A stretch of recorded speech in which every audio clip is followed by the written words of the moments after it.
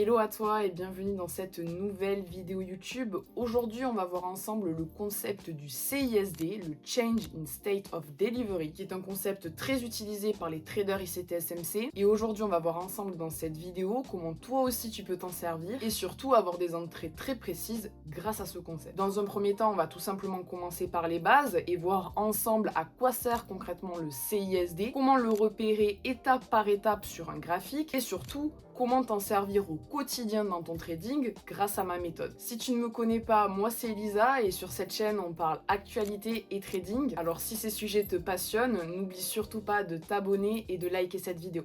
Allez, c'est parti, let's go. Dans un premier temps, on va donc s'intéresser à ce qu'est concrètement le Change in State of Delivery. Le CISD, donc le Change in State of Delivery, c'est tout simplement un changement au niveau de l'état de délivrement du prix. Et donc au premier abord, on pourrait penser que c'est très compliqué, mais comme on va le voir, déjà, il faut identifier 4 phases au niveau du marché. Je pense qu'on les connaît tous. Dans un premier temps, on a la consolidation, l'accumulation, l'expansion, le retracement et le reversal.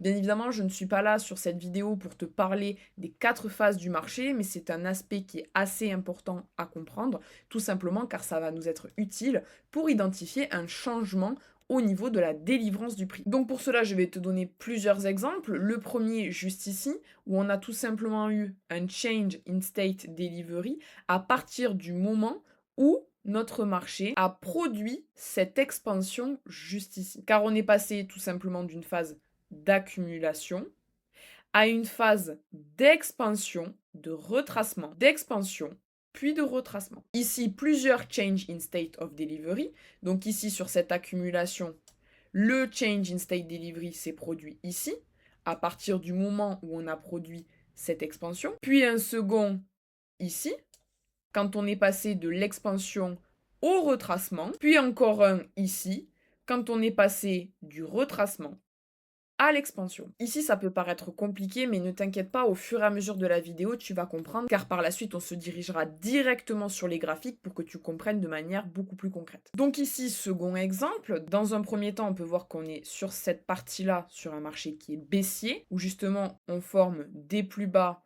de plus en plus bas, et des plus hauts toujours de plus en plus bas. Donc on est bien sur une tendance baissière. Mais on peut voir qu'à partir de ce moment-là, on a une inversion. Ce dernier plus haut se fait casser et on peut voir qu'on forme un nouveau plus bas, plus haut que le précédent. Donc on a bien un changement au niveau de la livraison du prix. Et donc à ce niveau-là, c'est produit un CISD. Et donc pour que ça soit plus clair pour toi, retiens simplement qu'un CISD, c'est quand on passe d'une phase de marché à une autre.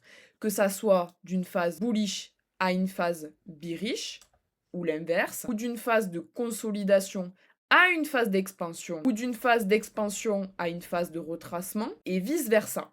Donc c'est tout simplement quand on a un changement graphique au niveau du prix. Et donc maintenant qu'on a vu tous ces schémas et concrètement ce qu'était le CISD, tu vas me dire, oui, mais Elisa, comment on fait pour l'appliquer concrètement sur le marché? Mais ne bouge pas, car je vais y venir de suite. Et donc, avant de directement passer sur les graphiques pour te donner un exemple concret, je veux que tu retiennes simplement que la majorité du temps, un CISD va te servir à identifier un retournement, que ce soit pour passer d'un marché haussier à un marché baissier, ou d'un marché baissier à un marché, donc retournement aussi. Et c'est d'ailleurs là que tout se joue, car c'est ce qui va nous intéresser le plus en tant que trader. Donc on va se rendre directement sur les graphiques pour que je te donne un exemple. Et donc juste ici, on peut constater qu'on est bien passé d'une phase baissière à un retournement aussi. Mais alors que s'est-il passé et comment identifier ce retournement? Dans un premier temps, ici, si on prend le mouvement qu'on a juste ici,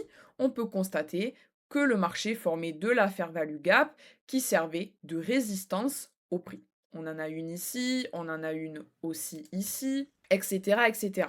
Le marché crée des résistances pour maintenir le prix à la baisse. Et comme on l'a vu, à partir de ce moment-là, s'est produit un changement au niveau de la délivrance du prix. Juste ici, on avait un order block qui devait servir lui aussi à la base de résistance. Et comme on peut le voir, on est venu complètement invalider ce niveau en raison de cette forte poussée haussière. Les résistances ici ne tiennent plus. et elle se transforme en niveau de support. Ce qui fait que tout simplement ici, le marché ne crée plus des zones de résistance comme il le faisait auparavant, mais il crée bien désormais des niveaux de support, comme par exemple cette fair value gap, mais aussi celle-ci, ou bien encore celle-ci.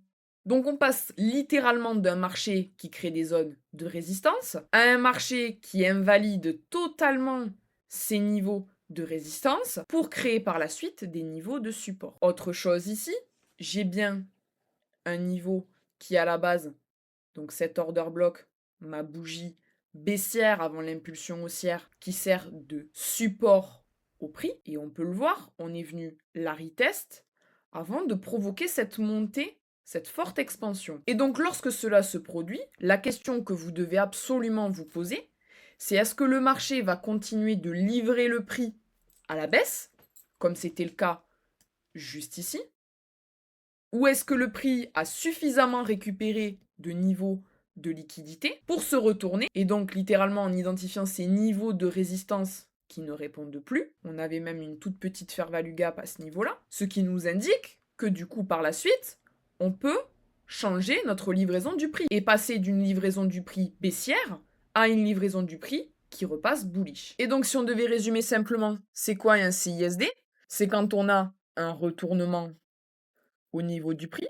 Et donc concrètement, lorsque nos supports deviennent résistance, ou dès lors que nos résistances deviennent supports. Et donc par la suite, j'irai même plus loin en vous parlant de CISD, en vous parlant des niveaux de liquidité. Car c'est bien beau d'utiliser vos niveaux de résistance qui deviennent des niveaux de support, mais un point très intéressant à noter, c'est que la livraison du prix se fait d'un niveau de liquidité à un autre niveau de liquidité. Autrement dit, des points majeurs, des POI. Pour vous remettre un petit peu dans le contexte, qu'est-ce qu'on a en termes de points de liquidité? Juste ici, on peut voir qu'on forme des relatives equal low, juste ici. Et que juste après cette prise de liquidité, le marché se retourne. Et donc c'est bien aussi en raison de cette prise de liquidité, donc de ce point bas, celui-ci,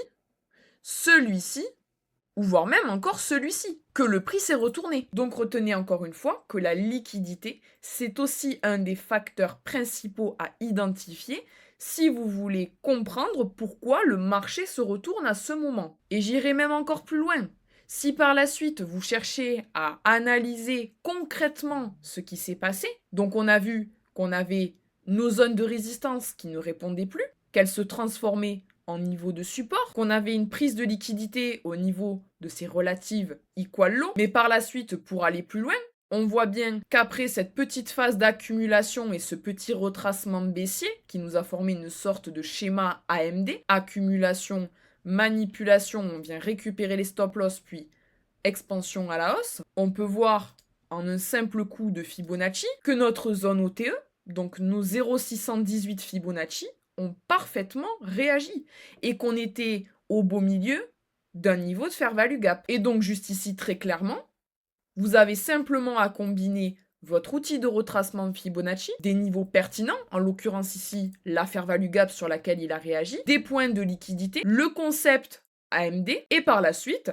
identifier lorsque vos niveaux de résistance ne répondent plus et lorsque tout simplement on a un niveau de support qui se crée et qui est parfaitement maintenu. Donc en l'occurrence ici, vous aviez toutes les informations pour savoir que le prix allait se retourner à la hausse. C'est désormais la fin de cette vidéo, j'espère qu'elle t'aura aidé et si c'est le cas, n'hésite surtout pas à liker et à t'abonner. N'oublie pas que sur cette chaîne, je te poste une vidéo par semaine sur tous les concepts de trading que j'utilise au quotidien. Et n'oublie pas non plus de me dire dans les commentaires le prochain concept que tu aimerais que j'aborde dans la prochaine vidéo. Sur ce, c'était Lisa, ciao ciao.